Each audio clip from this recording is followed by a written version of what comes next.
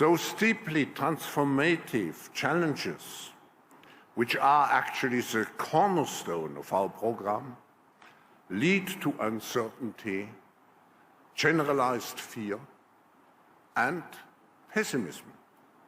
They force us into a mode of short-term crisis management at the detriment of long-term strategic and sustainable solutions.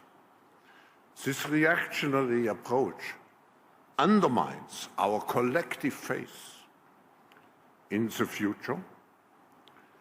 And here we losing the faith of our future, we risk to become much more ego-centered and on a national and individual level. To break this cycle, we need a paradigm shift. We must rebuild trust, and that's actually the theme of our meeting. We have to rebuild trust. Trust in our future, trust in our capacity to overcome challenges, and most importantly, trust in each other.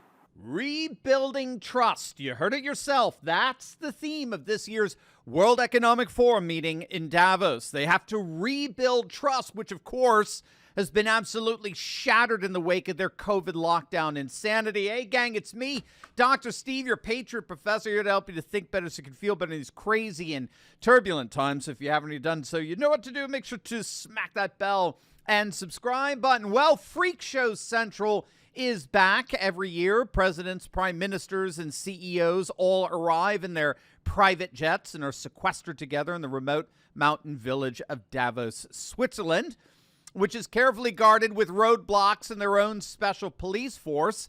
Scott Adams had an insightful quip about this year's gathering. He tweeted out, "The WEF is the Hunter Biden of international organizations." Yeah, well, with reports that the local escort services are completely booked in Davos, that certainly seems to fit the bill.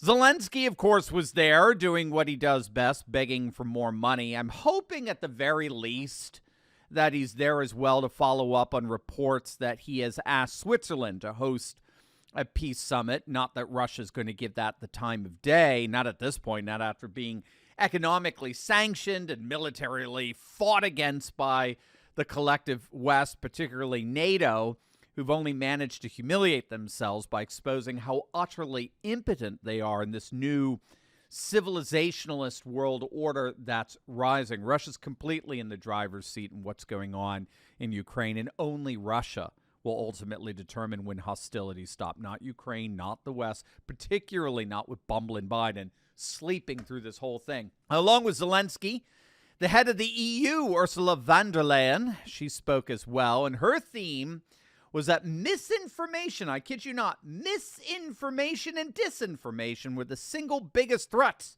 facing the world today. Check it out. For the global business community, the top concern for the next 2 years is not conflict or climate.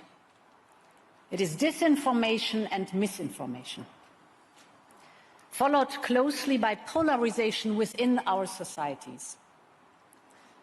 These risks are serious because they limit our ability to tackle the big global challenges we are facing. Changes in our climate and our geopolitical climate. So there you have it. The demons in Davos think misinformation and disinformation are the greatest threats that humanity faces. Now, of course, by misinformation, disinformation, they mean anything that contradicts or dissents from their narrative. You don't actually believe you can dissent from what the WEF has decided it wants to implement around the world, do you? There's no basis for dissent. There's no democracy. There's no deliberation. What they decide is final. They're the experts who supposedly alone had the competence to run our technological and economic systems. What do you know? You know nothing. You're beyond. You're a layman. You're lucky. And who are you to disagree with the expert? I mean, after all, they're on the side of science. Remember? Nobody will be safe if not everybody is vaccinated. Yeah, that's right, Klaus. You told us yourself, no one is safe unless every single person on the planet is vaccinated. How do you dissent from a universal statement like that? Well, of course you can't. But it's statements like that that have completely discredited and delegitimized the WEF and the demons in Davos in the eyes of hundreds of millions of people. That's why they're having to hold a conference with that theme, restoring trust. They recognize, they are openly admitting that no one trusts them anymore. I mean, look at these headlines from just the last day or so. Is the WEF even relevant anymore? Mainstream media outlets are openly asking this question. Even the New York Times, of all places, admitting this. They're openly recognizing that the world is changing, and it's changing in ways that threaten to bring an end to the very existence of the WEF itself. The WEF, according to the New York Times, is losing its global relevance. It's losing its influence, its power to direct and dictate political and economic life around the world. And there appears little the demons in Davos can do to stop it, especially given what's happening right now in Germany. Wait until you see this. This is going to absolutely blow you away. But first, gang, have you heard about President Trump issuing a dire warning about America and the very thing we depend on to live, the U.S. dollar? Now, if Trump's warning comes true, this could be, in his words, bigger than losing any war.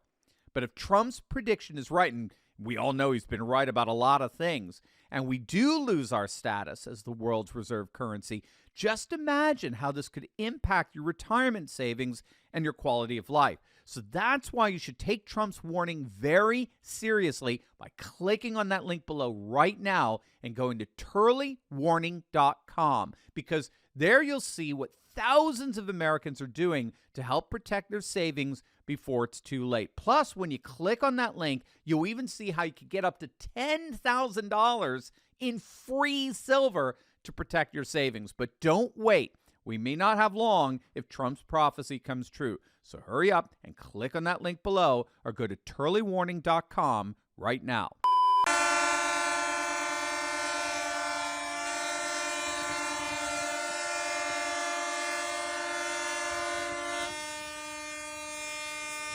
Wow.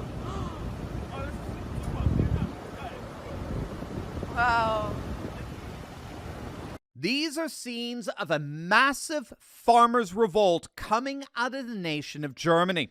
The leftist German government, led by the Green Party's Olaf Scholz, in, of course, an effort to greenify their nation, they have plans to get rid of a tax break for agricultural vehicles, and they're getting rid of a diesel subsidy, the elimination of which would make farming almost impossible for the majority of German farmers. And so, very much like we saw in the Netherlands over the last year, or something comparable to the Freedom Convoy in Canada, German farmers are rebelling. They are rising up against what they consider to be radically draconian policies of their left-wing government, and they're demanding that that government resign and hold snap elections. And it looks like the vast majority of the country is behind them.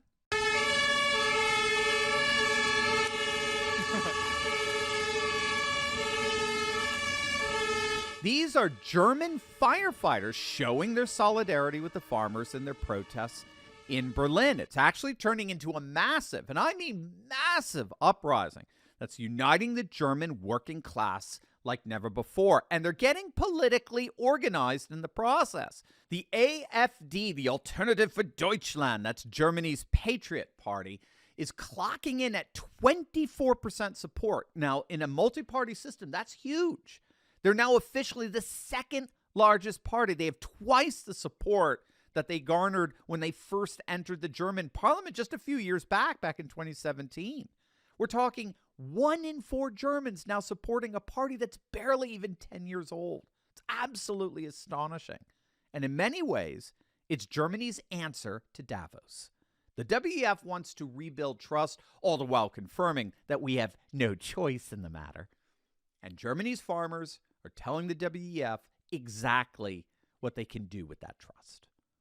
A new world is rising, gang. A nationalist, populist, civilizationless world, one that promises to leave little room for the ridiculous antics in Davos. But first, gang, as many of you know, we have unfortunately been completely and totally demonetized, which is putting our daily communication with one another at risk like never before.